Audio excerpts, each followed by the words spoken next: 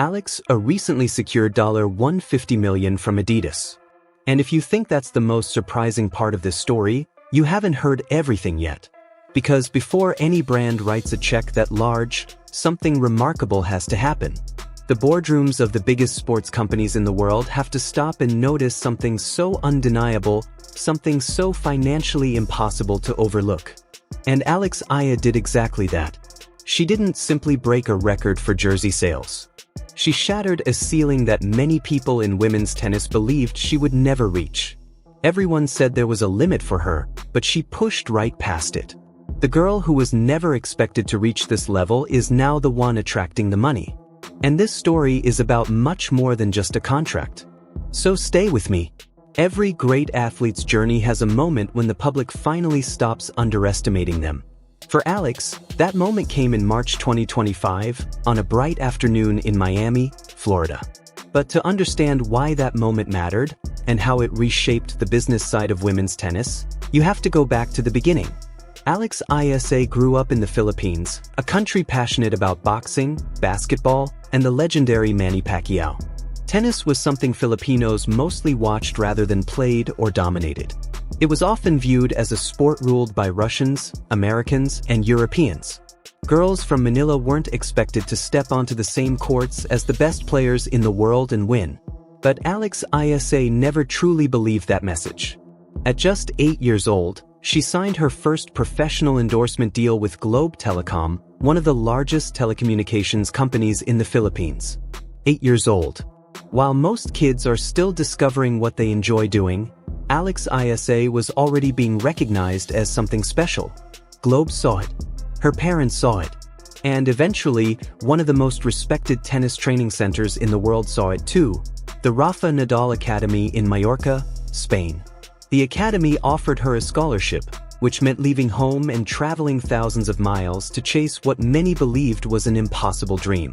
As a young girl, she left the Philippines for Spain carrying little more than a backpack, a tennis racket, and belief in herself. The years at the Nadal Academy were far from glamorous. They were intense. They were isolating. Those years were filled with 6-hour training sessions and quiet nights in hotel rooms in cities most people back home had never even heard of. These were the years of setbacks. Learning what it feels like to lose on the global stage and still choosing to return the next day ready to fight again. But something was quietly developing. The results began as whispers. Whispers that would eventually grow into something impossible to ignore. Even during those early development years, Eala made history by becoming the first Filipino to win a Grand Slam junior singles title, capturing the 2022 Junior US Open Singles Championship. Her sponsors at the time, Nike, Babolat, Globe, and the Bank of the Philippine Islands were paying attention. They already knew they had someone special. What they didn't know was just how big the moment ahead would be. That Junior Grand Slam was only the beginning. Think about this for a moment. When was the last time a Southeast Asian athlete entered the highest levels of professional tennis and simply refused to lose? Until Alex Eala arrived, the answer was simple. It had never happened. Miami Open. WTA 1000. March 2025. Alex Eala entered the tournament ranked 140th in the world. She was competing on a wild card, which many people consider little more than a courtesy invitation for a young player who hasn't yet earned a main draw position. The expectation was straightforward: gain experience, maybe win a match, and make a respectable exit in the early rounds. No one told Alex Eala that. In the opening round, she stunned former French Open champion Jelena Ostapenko. The crowd wasn't shocked, but they were intrigued. Upsets do happen. Then came the second round. She defeated reigning Australian Open champion Madison Keys. Now people were really paying attention. And then came the match that made the internet explode. Standing across the net was Iga Swiatek, ranked world number 2, a 5-time Grand Slam champion, and one of the most dominant players in modern women's tennis. The kind of player coaches use as the standard for excellence. Alex Eala defeated her in straight sets. When the final point landed, the Miami arena went silent for 3 seconds and then erupted. Filipino fans who had traveled from around the world were in tears. In Manila, People were shouting in their living rooms at 2 a.m. while watching the broadcast. Social media didn't just react, it exploded. Within hours, Alexandra Eala was trending in 17 different countries. She advanced to the WTA 1000 semifinals, becoming the first Filipino player in history to reach that stage. And along the way she achieved another incredible milestone. She became the first wild card ever to defeat 3 Grand Slam champions in straight sets during a single WTA event. 1 wild card, 3 champions, 3 straight set victories. No one had ever done that before. But the sports headlines missed something important. The boardrooms were watching something else entirely. As Eala's run in Miami continued, merchandise sales began moving at extraordinary speed. Limited edition products, red match kits, Sajida hair ties, and Nike apparel started flying off shelves. Nike's analytics team noticed demand levels they hadn't seen from a female tennis player in years. Her Nike x Vogue Philippines collaboration t-shirt sold out within hours of its release. Soon after, Nike flew her to their global headquarters in Beaverton, Oregon, where her photo was placed alongside those of stars like Carlos Alcaraz and Aryna Sabalenka in the company's famous ambassador tunnel. The wild card entry had suddenly transformed into a commercial force powerful enough to shift the market. And that's when the bigger sharks started circling. This is where the story takes a turn that even analysts, the WTA, and Nike didn't expect. Alexandra Eala didn't slow down after Miami. She kept competing. And she kept winning. In September 2025, she became the first Filipino ever to win a professional WTA singles title, capturing a WTA 125 championship at the Guadalajara Open. At Wimbledon, during her center court debut, Nike designed a special Sajida floral hair tie specifically for her appearance.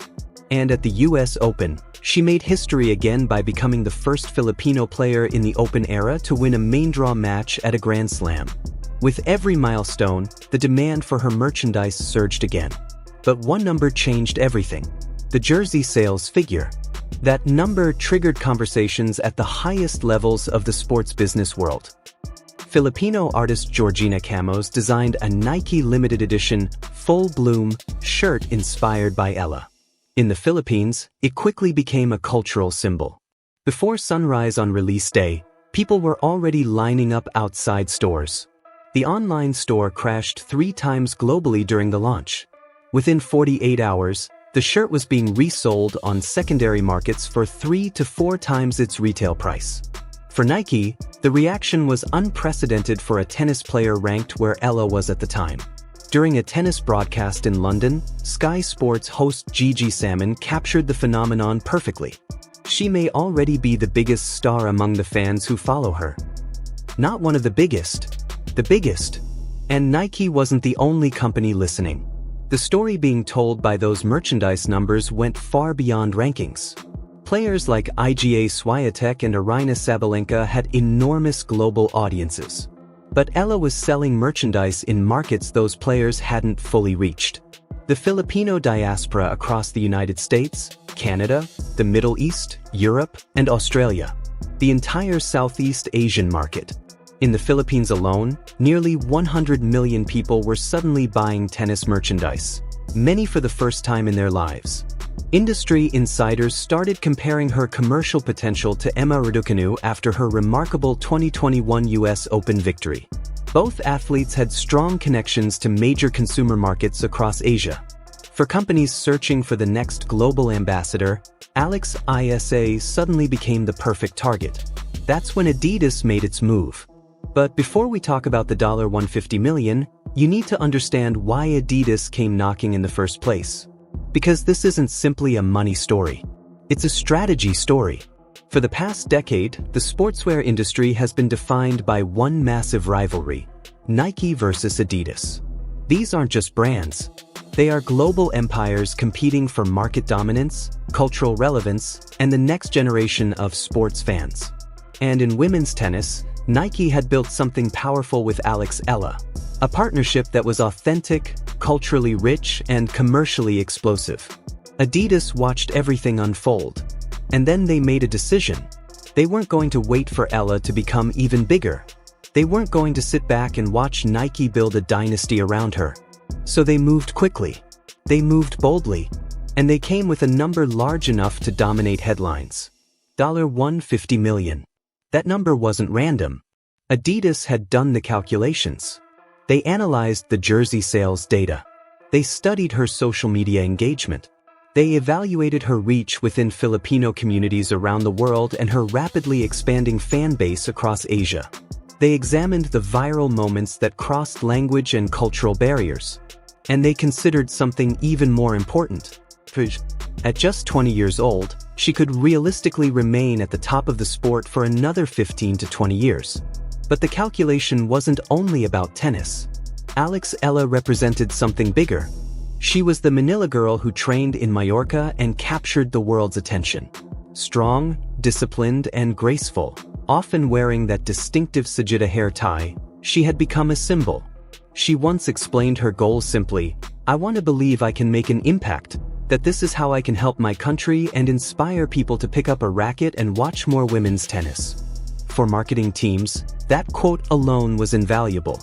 Authenticity like that can't be manufactured.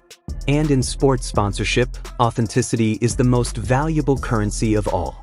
That's why Adidas reached for the checkbook. And that led to the biggest question in tennis. Would she accept? For a player who had always competed for something bigger than money, what would that decision mean? The tennis world reacted instantly when the news broke. Adidas announced a multi-year partnership worth $150 million, naming Eala a global ambassador, launching a signature tennis apparel line, and committing to grassroots tennis development across Southeast Asia, starting in the Philippines. The reaction online was immediate and emotional. Filipino fans flooded social media with pride and disbelief. Many struggled to comprehend the number. $150 million felt unreal, like something that only happened to athletes from other countries and other sports. But this time, it was real. The tennis community had a more nuanced reaction. Some celebrated the deal, pointing to Eala's cultural influence and her potential to grow tennis in regions where the sport had struggled to gain traction. Others raised eyebrows. Could a player barely inside the top 30 truly justify such an enormous investment? Was this about tennis, or about the Filipino diaspora and the cultural moment? But those questions missed the bigger point, because the rankings were telling one story, and the market was telling another. And in global business, the market always wins.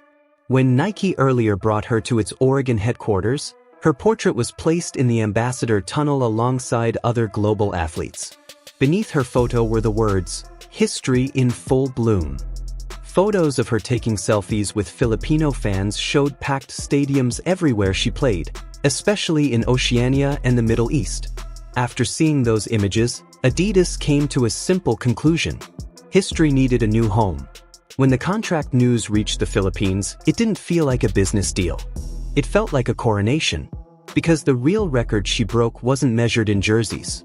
It was measured in what she proved was possible. Now forget the money for a moment.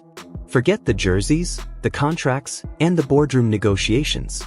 Think about what this story really means. Alexandra Eala is 20 years old. Less than a decade ago, she was just beginning her professional journey. Today, she carries the hopes of more than 100 million people from a nation that had never produced a tennis star like her. She competes against athletes who grew up with entire teams of coaches and sports scientists. She travels constantly around the world. And everyone who meets her says she remains remarkably humble through it all. Globe Telecom saw her potential when she was 8. Babolat saw it when she was a teenager. Nike saw it when they flew her to Oregon and placed her portrait beside Carlos Alcaraz. And now Adidas has seen it too, placing a number on her influence so large that no one can ignore it. But there's something about Alexandra Eala that no contract can truly define. Her dreams have never changed. She once said the ultimate goal has always been simple: win Grand Slams. Become the best. In that sense, the $150 million isn't the destination. It's the fuel. The world is beginning to understand that investing in her journey matters, that her story should reach every young girl in Manila, Cebu, Davao, and every city where tennis courts are still a luxury. Because that may be the most important part of this entire story. Adidas didn't just sign a tennis player. They invested in a movement. A girl who left home at 13 with a racket and a dream, trained in Mallorca until her arms ached, then stepped onto the biggest courts in the world and refused, absolutely refused, to be anything less than extraordinary. The jersey record was real. The commercial impact was real. And yes, the $150 million deal was real. But the legacy she's building will outlast every